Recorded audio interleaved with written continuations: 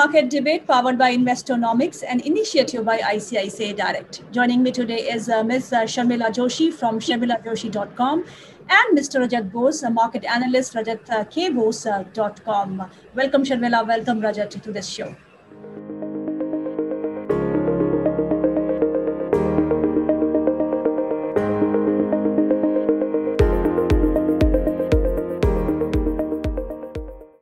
Sharmila, my first question is for you. What is your strategy at current levels? What are the chances that we might see a good, healthy correction this time? The strategy that you are playing out at the current levels? Yes, as we've been seeing the market being a little bit all over the place these last couple of weeks, and what has also actually changed is the fact that FIs have sold a fairly large sum, 6,000 crores. Maybe not very large if you look at it in a wider perspective, but yes, in the near term, it comes across as that they've been net sellers to that amount. So, we are no longer that market which is in its own bubble. We are sort of dictated by cues of what's happening overseas, etc. And we have seen some concerns overseas with bond deals and then some concerns coming out of China, etc. So the strategy would be really simple. I don't think we're really done with the bull market or anything of the sort. But what we can see maybe is perhaps the correction getting a little deeper. And in that sense, and we are also on the brink of an earnings season. So the strategy would be to wait and watch a bit and let the numbers come in, the quarter numbers come in, especially for IT companies and pharma companies, which are some of the sectors that I like. And then you go ahead and you buy. So, of course, it's still a buy on dip sort of a strategy, but maybe for the moment you're a little cautious and sort of watching the market for a bit. Rajat, where do you see Nifty on the charts? I mean, we have seen a bullish trend continuing, not much of correction in last 1.5, 2 years. So what is expected? What do you foresee on the charts? I see minor corrections happening, and after that, maybe this bull market will resume for the simple reason that there is huge liquidity sloshing in the system, say about 11.5 lakh crore. Just to give you a perspective that over the last 3 financial years, the past financial years from FY19 to FY21, the liquidity infusion on an average had been 4 lakh crore. Whereas this time in this financial year, up to 14th of August 2021, in 4.5 months, starting from April 1, money infused in the system by the RBI had been 6 lakh crore.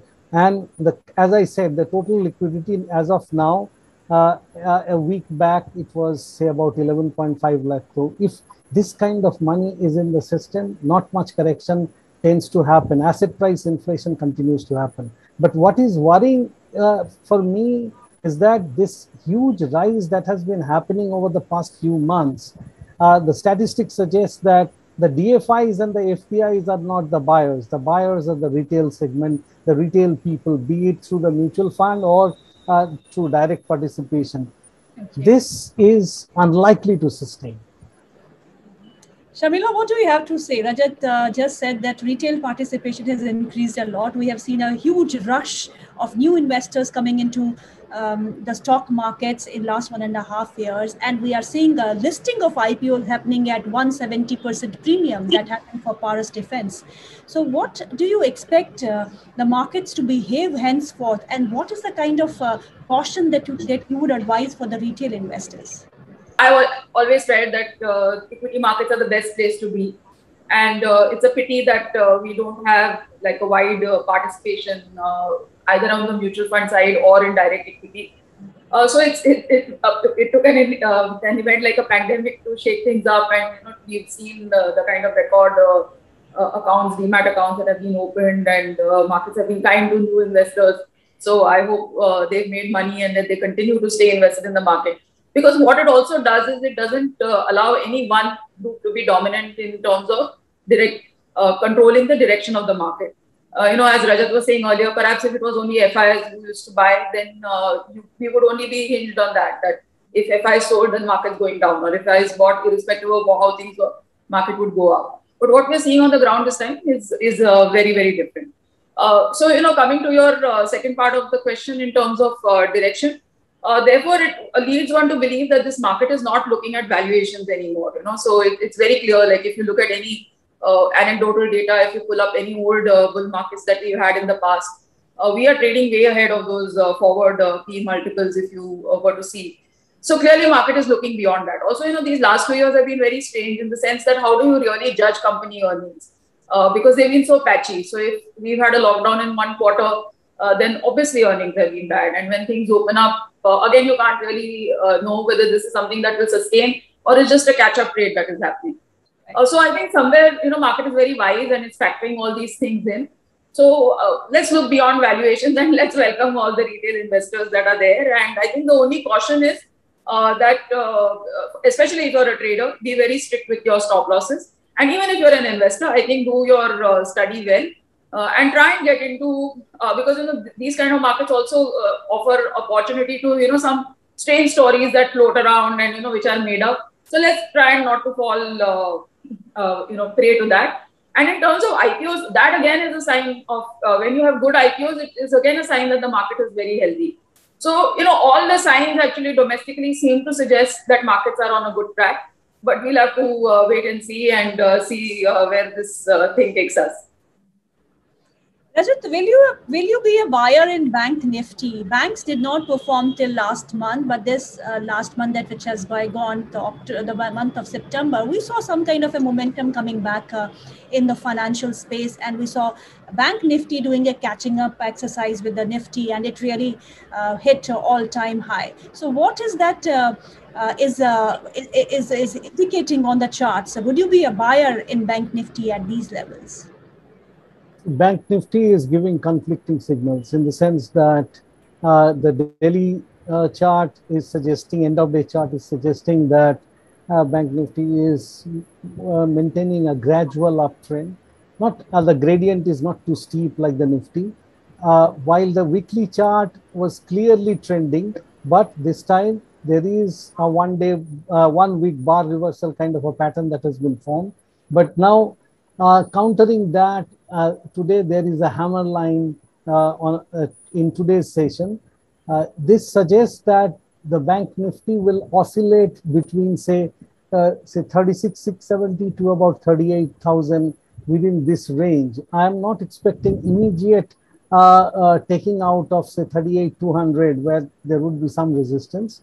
But otherwise, what I would suggest is instead of looking at the Bank Nifty, if you want to buy, then there is Canada Bank, there is say Indian Bank. These kind of PSU banks are actually showing a good traction. Probably some activity is likely to be happening out there.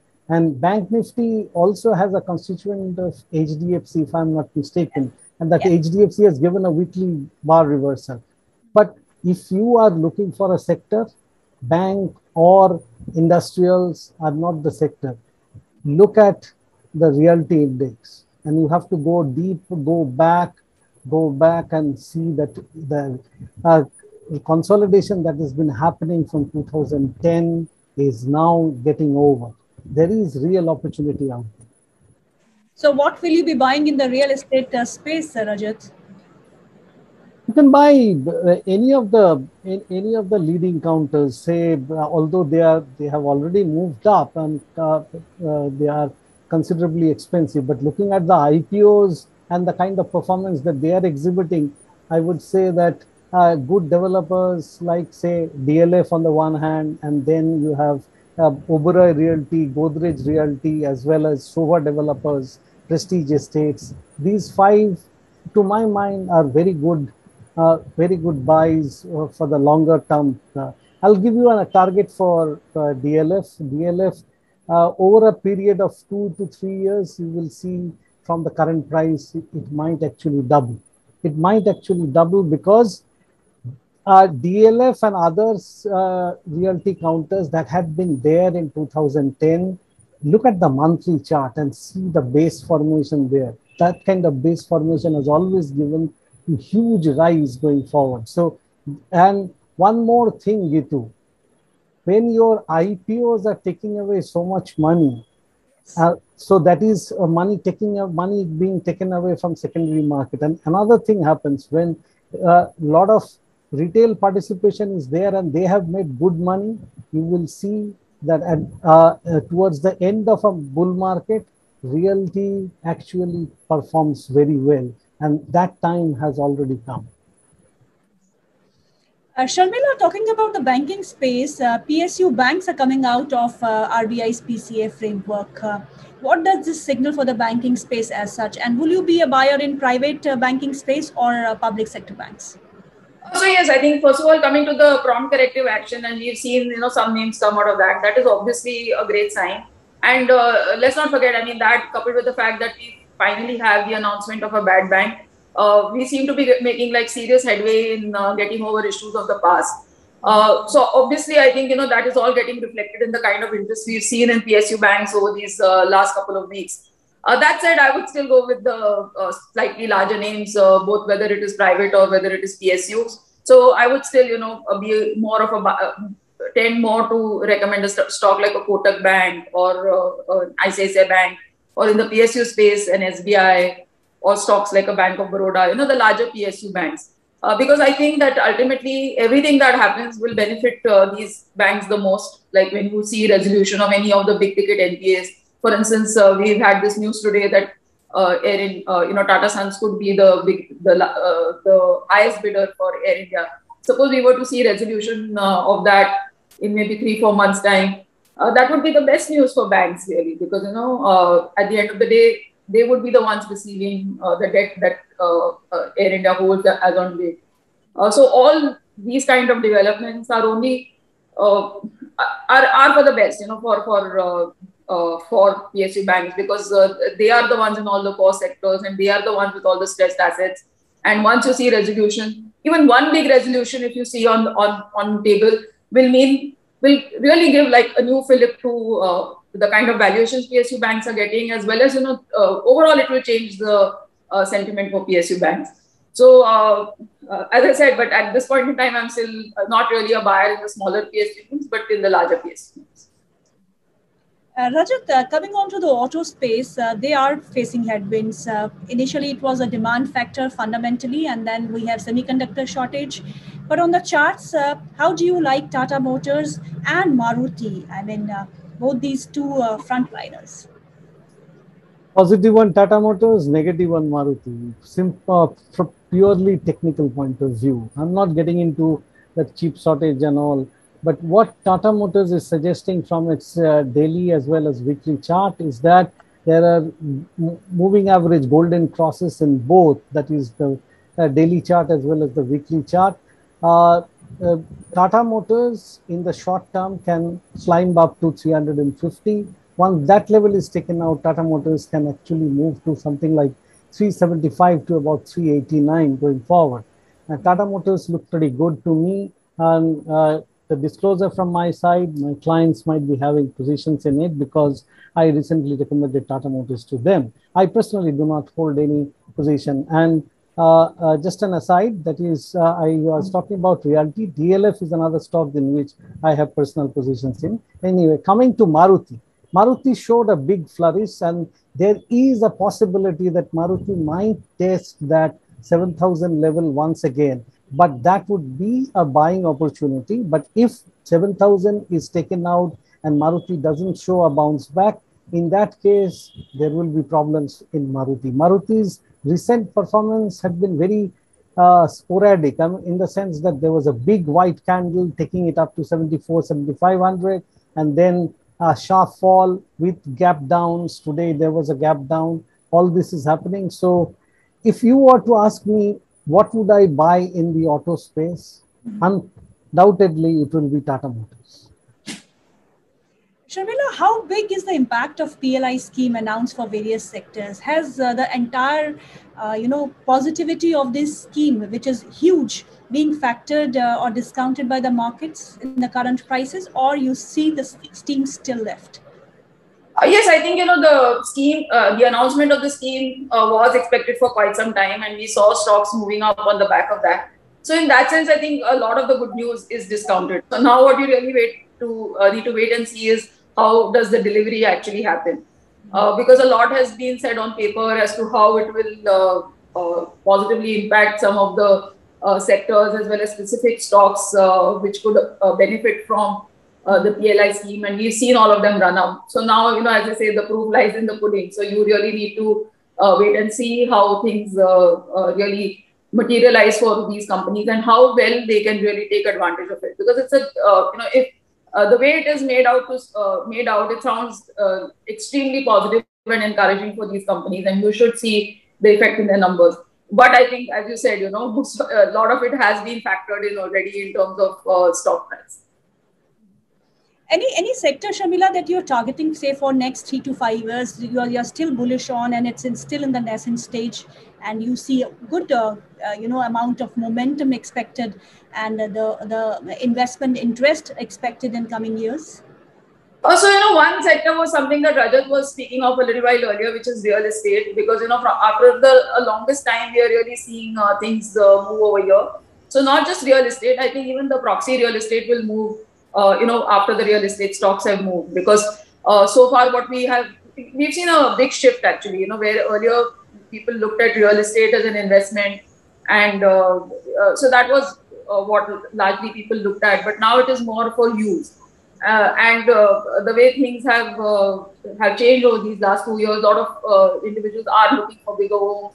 They are shifting to tier 2, tier 3 cities. So if you see the sales numbers of a lot of these, the larger IT real estate companies, you see that the actual sales are there. And governments have also stepped in, state governments.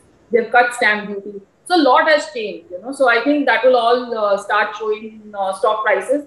And therefore, I think also the proxy sort of real estate sector, which hasn't really moved. So maybe housing finance companies, paint companies, tile companies, laminate companies, stocks like that, which again are mid cap and small cap, those also should start moving.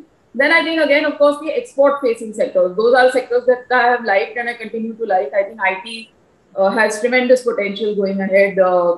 We saw just a couple of weeks back, post Accenture numbers, the kind of excitement that was there in all the IT stocks, because when a bellwether like Accenture reports the kind of numbers it did, it stands to reason that most of the sector will do well. Again, pharma would be another sector. It's coming out of from long period where they had a whole host of US FDA issues, etc. But with the pandemic, a lot of things have changed. We are like sort of the vaccine manufacturers for the world, and a lot of companies will increasingly look to India, not just to manufacture vaccines, but also other drugs which would be required for battling COVID, etc. So there's a lot there again. So these would broadly be 3 sectors. Again, I think there would be other sectors time to time, whether consumer durables, the open up trade, etc. But on a sort of an ongoing basis, I think IT, pharma, and an emerging sector would be real estate. Rajat, do you like anything in the IT space? Well, in the IT space, I would say there is a stock that is Dixon. Dixon, of course, has moved up today considerably. Valuation looks a little strange, but then the problem is that if you look at, as Sharmila was suggesting, that actually we are not bothering about valuation now, and that is quite natural. With so much of money sloshing in the system, valuation takes a back seat. So I would say you go for bellwether TCS and maybe Infosys as well, but also look at new companies like Dixon, like say Route Mobile. This kind of stocks might actually tend to do well, and but current valuation seems to be so huge. I mean, I would wait for a correction before entering into either Dixon or Route Mobile, but definitely at current prices, I would still buy TCS. And one thing I would like to bolster the argument that Sharmila put forward about the technology stocks. Gitu, I would like to offer one statistic once again. Right from 1991 till about 2020, compared to what happened from say 1962 to about 1991, you will find that the corporates all over the world are actually investing more into digital assets, or rather more into intangible assets rather than tangible assets. So these intangibles are laid by the digital companies, and those digital companies today are likely to actually move up considerably before the valuation experts actually come and negotiate as to what kind of valuations they should be given and all that. But in between, today, see, if you have read Michael Porter Competitive Advantage, those competitive advantages do not hold much water today. While you will find that a company's digital presence and its digital abilities, and a case in point in this case is Reliance Industries, it's shifting away from tangible to intangible has been huge, and look at the valuation that it is commanding today. So I would say digital assets should, digital companies should be in your portfolio. Rajat, talking about Reliance, what do the charts of Reliance suggest? Well, Reliance needs to take out 2560 in the near term. And if it does that, then definitely further upswing will happen. And again, the same 9-day exponential moving average is supporting Reliance stock prices. Today it tested that and then finally closed near the day's high. So Reliance will not suffer any big correction. Dip should be used to buy the stock. It can move still higher from the current levels. Shamila, how do you expect the earnings, the quarter earnings now, quarter two, to pan out for the companies? And which sectors do you think should outperform as far as the profitability is concerned? Oh, well, as we were chatting a little while earlier, what we've really seen is that last year, for instance, around this period, we were in a fairly strict lockdown. And this year, things have been relatively better. So I think that leaves one to expect that if the year-on-year comparison is done, then many companies will show better numbers. So perhaps a better thing would be to compare it with 2019. That being said, a lot of companies are now saying that they are sort of back to pre-COVID levels. So perhaps you won't see growth, but even if you see a company getting back to pre-COVID levels, I think in a challenging environment that we're in, it would be very good. So I think all the standard sectors, I think for IT, as I mentioned earlier, it should be a good sector. Beg your pardon, a good quarter. There could be some pressure on margins because they have had wage hikes, and that will get reflected in this quarter. But revenue side, you should see a good pickup. Again, I think a lot of consumer durables will show fairly decent numbers, and then we have that enthusiasm will sort of get carried forward because we have the festival season that we are going into. Chemical companies seem to be on a strong track. So a whole host of companies, I think, should do better than year-on-year. I think the year-on-year performance would be better. Autos seem to be a little badly hit. They have their own reasons, whether it is the chip shortage or other things. So we just had a couple of numbers announced today, and we could see the pain was fairly visible. But barring that, I think I'm broadly expecting quarter two to be fairly good for a whole host of Indian companies. Rajat, any three stocks that you like in the small cap space as far as the technicals are concerned? Well, I would say Engineers India is one. Engineers India has given a breakout yesterday. Today, it oscillated between 80 and 77, I think. And it is showing great potential. In the short term, it could climb up to something like 89. And if you are holding it for the medium term, then your target would be something like 120 to about 125. That's it. That's the second stock I personally hold in my portfolio. That is Tin Plate. The Tin Plate has completed its correction and it is moved up today. Tin Plate looks pretty good to me. Tin Plate currently around 300. If you buy, I would say you give it time, because the whole tin plate segment in our industry is actually getting re-rated, re-looked at, because the India's consumption of tin plate is very minimal, only 450 grams compared to China, say about 4.5 kgs, Malaysia 7 kgs. So tin plate, as long as you would use canned beer and stuff like that, at a later date, you will see tin plates definitely contributing, because aluminum cans are expensive than tin cans. And a tin plate is currently running above 90% capacity. It is adding, its current capacity is about 3,79,000 tons, and it is adding another 300,000 tons. Both from the technical point of view as well as fundamental point of view, tin plate looks good.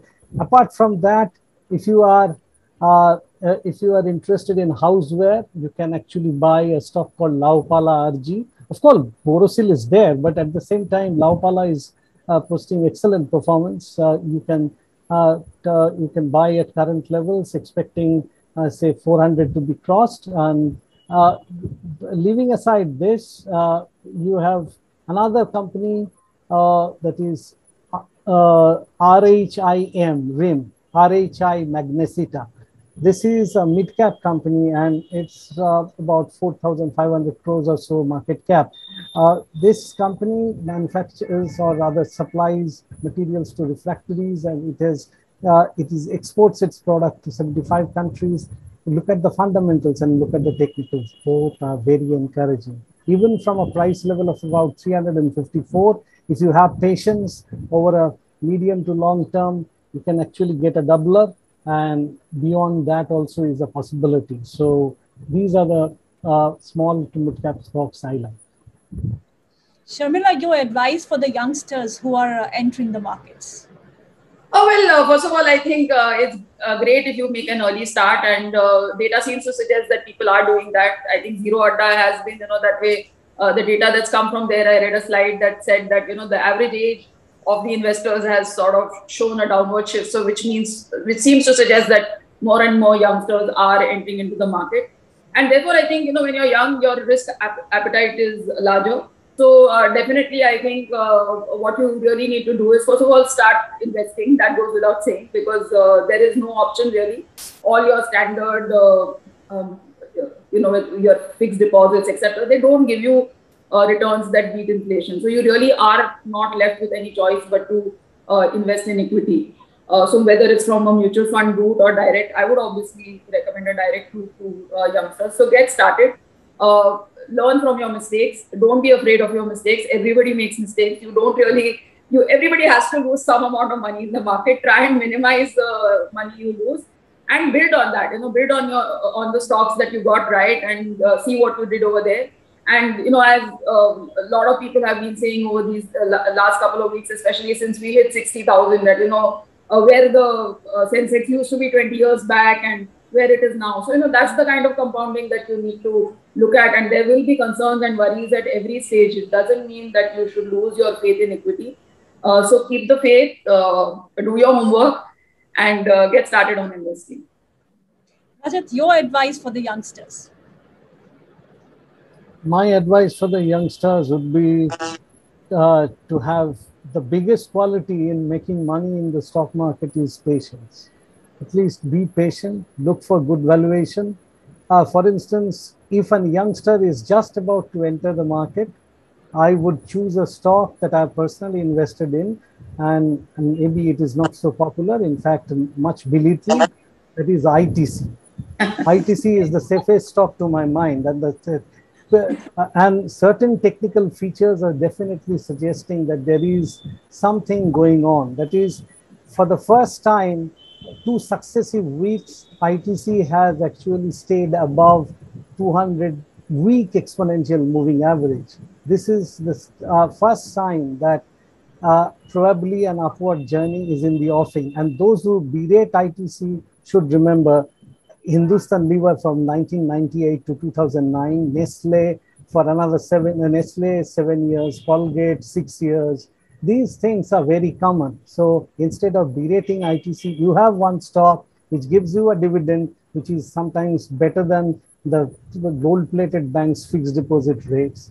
So start investing in ITC, and then study the company's patience and look for quality stocks. Do not get into mid-caps as a beginner. Mid-caps or small caps are dangerous if you don't know them very well.